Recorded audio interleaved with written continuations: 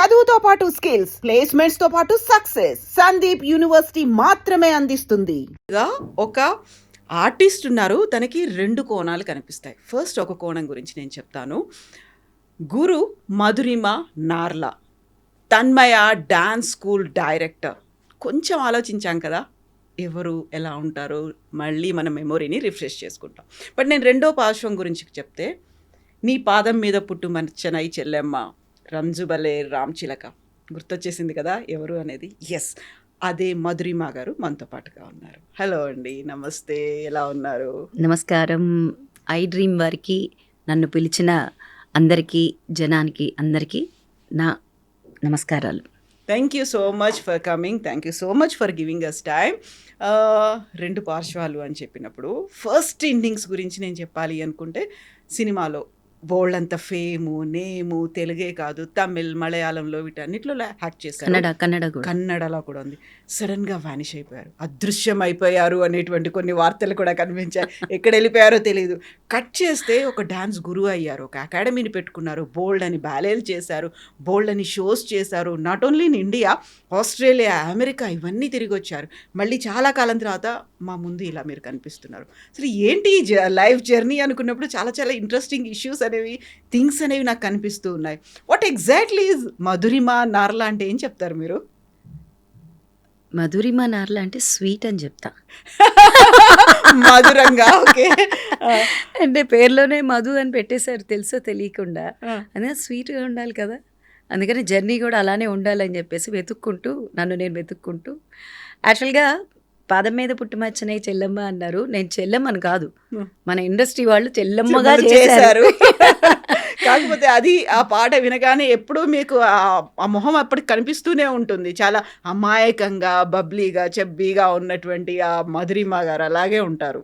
అవును, ఫస్ట్ 420 తోటి ఎంటర్ అయ్యాను. ఈవీవి గారు 420 నాగబాబు గారి పక్కన. అప్పుడు 10th చదువుతూ ఉన్నాను. 10th ఎగ్జామ్స్ ఎగ్గొట్టేసి సినిమాలో చేశాను అనమాట. ఫస్ట్ సినిమా నాది 420. తర్వాత మలయాళంలో మై డియర్ ముత్తచ్చన్ అండ్ శుద్ధమద్దలం, తులసీదాస్ గారు చేసిన సినిమా. అంటే ముఖేష్ గారు హీరో అనమాట. తులసీదాస్ గారు, ఆ సినిమా చాలా మంచి పేరు వచ్చింది యాజ్ ఎ హీరోయిన్. అండ్ దాంట్లో కూడా డాన్సర్గా, యాజ్ ఎ డాన్స్ పర్ఫార్మర్గా ఉన్న ఒక క్యారెక్టర్ అనమాట. అండ్ దెన్ ఇలా చేస్తున్న సందర్భంలో కన్నడలో కూడా నిఘాత అనే ఒక సినిమా, ఆ సినిమాకి ఎస్ నారాయణ గారు, ఆయన నన్ను ఇంట్రడ్యూస్ చేశారు. సో మలయాళం సత్యానందికాడ్ గారు ఇంట్రడ్యూస్ చేశారు.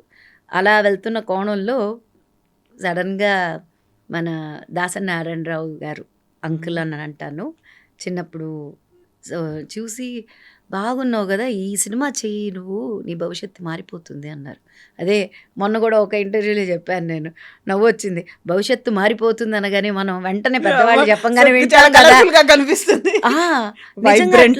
పైగా నా మీద సాంగ్ అవన్నీ అనగానే, ఇప్పుడు పెద్దవాళ్ళు ఒకళ్ళు అంటే మనం కాదన్నాం కదా ఆ రోజుల్లో. పైగా అంత ఇవేమీ తెలియదు. మా నాన్నగారికి అంత క్లోజ్ అవ్వడంతో వెంటనే ఒప్పేసుకున్నాను నాన్నగారు. సో చేశాను, నిజంగానే భవిష్యత్తు మారిపోయింది. ఎట్లా అంటే చెల్లెలుగా మళ్ళీ ఆ అంటే అది సూపర్ డూపర్ సక్సెస్ అవడం, అంటే జనాల్లోకి ఆ క్యారెక్టర్ వెళ్ళడం. నేను అనే కన్నా వాళ్ళు జనం అంత బాగా రిసీవ్ చేసుకున్నారు ఆ క్యారెక్టర్ని, ఆ సాంగ్ని. ఇప్పటికీ అన్నా చెల్లెళ్ళ బంధం అంటే నీ పాదం మీద పుట్టుమచ్చనై చెల్లమ్మ అని అనుకుంటూ, అది నిజంగానే ఆ యొక్క సినిమాలో నేను పడ్డం నిజంగానే I feel like very blessed అని అనుకుంటానండి. ప్రతిసారి నేను ఎక్కడికి వెళ్ళినా కూడా ఆ టైంలో, మామూలు వేరే షూటింగ్స్కి వెళ్ళినప్పుడు కూడా జనాలు అమ్మా నువ్వు మా చెల్లెమ్మ అంటే ఒకలాగా ఓ అటాచ్మెంట్, ఒక అటాచ్మెంట్ వాళ్ళకి వచ్చేస్తుంది ఆటోమేటిక్గా. అంటే ఒక సినిమాకి పవర్ అది. ఒక సినిమా చూసేటప్పుడు ఒక క్యారెక్టర్ నచ్చిందంటే మనకి పర్సనల్స్ ఏమున్నాయి అవన్నీ కూడా మర్చిపోతారు. As if they see that our character will go and have a bondage with audience అనమాట. అది రైటర్స్కి, ఇప్పుడు డైరెక్టర్స్కి, వాళ్ళకి ఉన్న అంత పవరు సినిమాకి ఒక్కదానికే ఉంది నిజంగా చెప్పాలంటే. Exactly, silver screen. నన్ను నేను వెతుక్కుంటూ అనే ఒక మాట అన్నారు, ఏంటది, ఎందుకలా? అంటే ఈ కోణంలో అంటే ఈ స్టీరియో టైపు మీకు తెలుసు కదా! అంటే వరసగా మళ్ళీ ఒక్కొక్క బ్యానర్‌కి నేను 3 సినిమాలు 2 సినిమాలు చేశాను. 'స్రవంతి రవికిషోర్' గారికి 2 సినిమాలు. అంటే 'లింగబాబు లవ్ స్టోరీ' మళ్ళీ ఈ స్టీరియో కట్ చేయాలని చెప్పేసి మళ్ళీ 'రంజుబలే రామ్ చిలక' నా టైమ్ ఫ్రేమ్‌లో అల్లూరి రామలింగయ్య గారితోటి నాకొక్కదానికే దక్కిందనమాట. హీరోయిన్‌గా చేసినప్పుడు అంత పెద్ద సీనియర్ ఆర్టిస్ట్‌తో ఇంకెవ్వరు చేయలేదు నా తర్వాత. అందుకనే నేనే అనుకుంటా ఆఖరి హీరోయిన్‌గా చేస్తూ ఆయన పక్కన చేయటం. అందులో ఆయనకి వేసినటువంటి అటైర్ కూడా, ఆ గ్లాసెస్ పెట్టడం కూడా అవునవును. అప్పట్లో ఫ్రాక్ ఇట్లా ఎగరడం అనేది అప్పట్లో చాలా అంటే మర్లిన్ మన్రో గారు చేశారు ఆ ఫ్రాక్ ఎగరడం అనమాట. అలా దీంట్లో ఆయన ఊహించుకునేది అట్లా నా మీద అట్లా చాలా అప్పుడు నిజంగా ఇదే జనం మళ్ళీ నన్ను అంత బాగా రిసీవ్ చేసుకున్నారు. దాని తర్వాత మళ్ళీ ఎస్వి కృష్ణారెడ్డి గారి సినిమాలో గన్ షాట్ ఇంకా వరుసగా వెళ్తూ ఉన్నాను. భారతీరాజా గారి సినిమా ఒప్పుకున్నాను. అది నెపోలియన్ గారి పక్కన సిరగల్ మురివెదిల్లై. అది రిలీజ్ అయి ఉంటే బాగుండేది.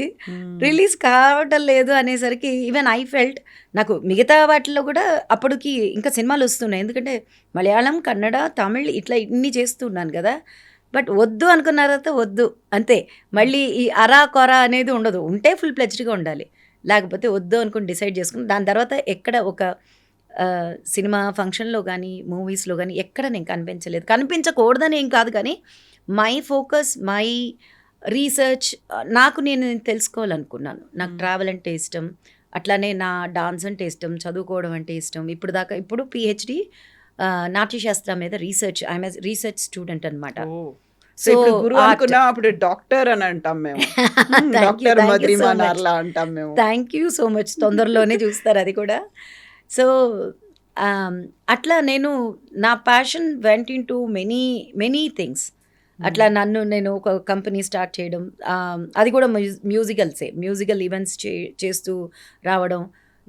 అట్లానే పలు దేశాలు ఎట్లా అంటే ఎడ్యుకేషన్ ఎక్స్చేంజ్ ప్రోగ్రామ్ మీద లండన్, స్వీడన్, అట్లానే స్కాట్లాండ్, తర్వాత ఆస్ట్రేలియా, యుఎస్, ఇట్లా పలు కంట్రీస్ తిరగడం. అక్కడ స్కూల్స్ తోటి వర్క్ చేశాను మోస్ట్లీ. ఇవన్నీ కూడా dance based. All are dance based. And telling you all are dance based. అంటే అప్పటిదాకా నాకు ఏంటి యాజ్ అ పర్ఫార్మర్గా నాకు తెలుసు. But when I started thinking back, what are all this ఇన్ని సంవత్సరాల, అంటే ఇట్ ఈస్ నాట్ ఇప్పుడు కాదు కదా. లైక్ మనకు డాన్స్ అనేది పూర్వం అక్కడి నుంచి వస్తున్నప్పుడు my interest has went deep dive into our shastras, especially అప్పవరు.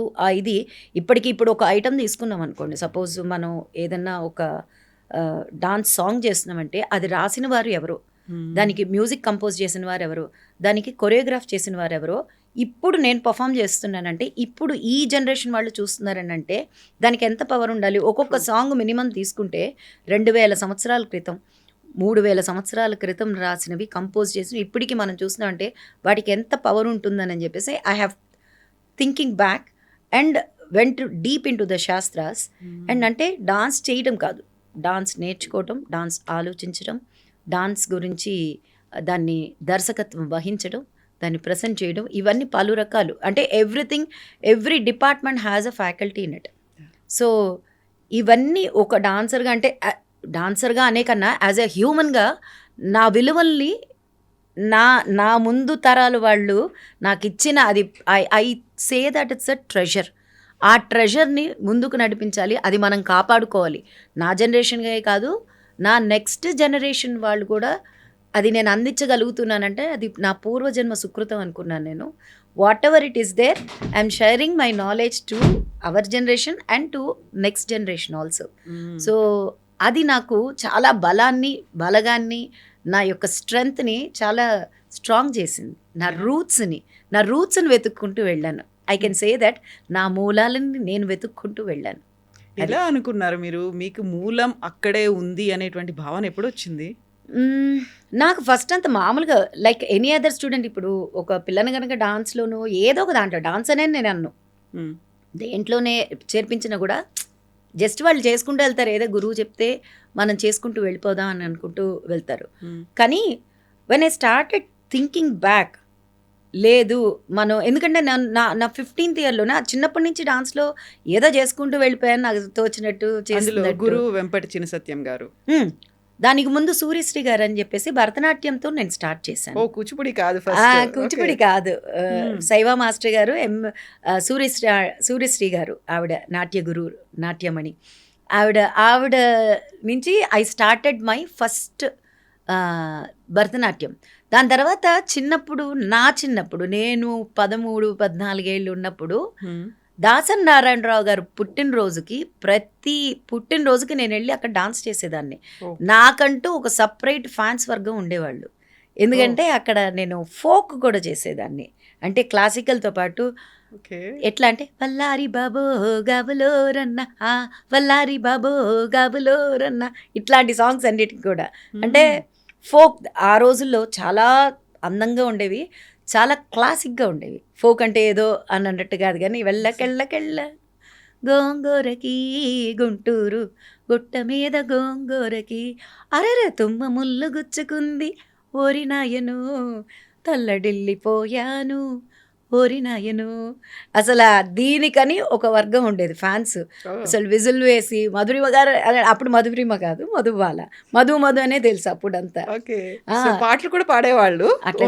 అంటే పాడుతున్నారు అంటే ఇవన్నీ డాన్స్ మూలంగా. అంటే డాన్స్ ఒక డాన్సర్కి మాత్రమేనండి. ఇప్పుడు పాడే వాళ్ళకి పాట మాత్రం నేర్చుకుంటే చాలు. డాన్సర్ అనుకోండి, వీ షుడ్ నో తాళ గతులు తెలియాలి, పాట తెలియాలి, రాగం తెలియాలి, దాని యొక్క ఆథర్ ఎవరని అంటే ఎవరు వాగ్గేయకారులని తెలియాలి, అది ఎలా వెళుతుందని తెలియాలి. ప్రతి అంశానికి మనం గుర్తు పెట్టుకుని అంటే ఇప్పుడు నేను డాన్స్ నేర్చుకున్నాను, నేను డాన్స్ చేస్తానంటే కుదరదు కదా. నా ఆహార్యాన్ని నక పర్యంతం నన్ను నేను సరి చేసుకోవాలి. పోనీ వచ్చి నుంచున్నానా అంటే కాదు కదా. ఇలాంటి లైట్లు లేదనుకోండి నేను కనిపించనుగా. సో లైట్ల దగ్గర నుంచి, సౌండ్ దగ్గర నుంచి, తాళాల దగ్గర నుంచి, ఆర్కెస్ట్రా దగ్గర నుంచి, సింగర్స్ దగ్గర నుంచి, ఎవ్రీథింగ్ అండ్ ఎవ్రీడే సాధన. అంటే మీకు ఇప్పుడు అర్థమవుతుందంటే ఒక డాన్సర్ అంటే జస్ట్ ఊరికే కాదు చూసేది ఏదో చప్పట్లు కొట్టి వెళ్ళిపోతారు. పైగా మనకేంటంటే ఇక్కడ మనం టేక్ ఇట్ ఫర్ గ్రాంటెడ్, మన అమ్మని ఎట్లా టేక్ ఇట్ ఫర్ గ్రాంటెడ్ తీసుకుంటామో, ఇక్కడ జన వ్యవస్థ కానీ అందరూ అందే కదా అని. కానీ అక్కడ అట్లా లేదు. ఏంటే నేను చూశాను కదా, ఆస్ట్రేలియా కానీ, లండన్ కానీ, యుఎస్ కానీ చాలా శ్రద్ధగా కూర్చుంటారు, కింద కూర్చుంటారు. మనం డాన్స్ చేసినప్పుడు అంటే మన భారతీయ నృత్యం కానీ పర్ఫార్మెన్సెస్ కానీ వెళ్తున్నప్పుడు వాళ్ళందరూ కింద కూర్చుంటారు. ఎంత ఆహ్లాదంగా చప్పట్లు కొట్టుకుంటూ చాలా చక్కగా, అసలు ఎంత ఆదరణ అంటే చాలా ఆదరణ. ఎంజాయ్మెంట్ కాదు, చెరిష్ చేసి they will come and ask. Book పెట్టుకుని, నోట్ బుక్ పెట్టుకుని, పెన్ పెట్టుకుని దే విల్ ఆస్క్. అంటే మీరు ఈ హై నోట్లో ఇది చేశారు, ఈ లో నోట్లో ఎందుకు మీరు ఇది మాత్రం చేశారు, ఇంత గుర్తుపెట్టుకుని అడుగుతారు. ఏ ఐటెం చేసామో, ఎప్పుడు చేసామో, దాని డ్యూరేషన్ దగ్గర నుంచి అంత కీన్గా అబ్జర్వ్ చేస్తారు. అందుకనే ఇట్ ఈజ్ అవన్నీ ఒక like those are all for the artist. What can we ask for more? Of course big screen is a big screen. అంటే కోట్లు పెట్టి ఒక సినిమా తీస్తున్నప్పుడు ఆ వ్యవస్థ వేరు, ఈ వ్యవస్థ వేరు. మన సాధన మనతోటి అంటే ఎవ్రీ డే ఇట్లా అంటే చెమటోర్చడం అని అంటారు కదా, లిటరల్గా అది కనిపించాలి. లిటరల్గా అంటే ఎవ్రీ డే. ఇప్పుడు నేను మళ్ళీ February 22 మంత్రాలయంలో ప్రోగ్రామ్ చేసిన రాఘవేంద్ర స్వామి గారి మఠంలో 22 6 to 7:30 నా స్లాట్ అనమాట. సో దానికి 1 గంటన్నర చేయాలి, సోలో పర్ఫార్మెన్స్ చేస్తున్నా. సో గంటన్నర నేను చేయాలంటే అక్కడ ఎంత సాధన అవసరం, ఎవ్రీడే సాధన కావాలి. సో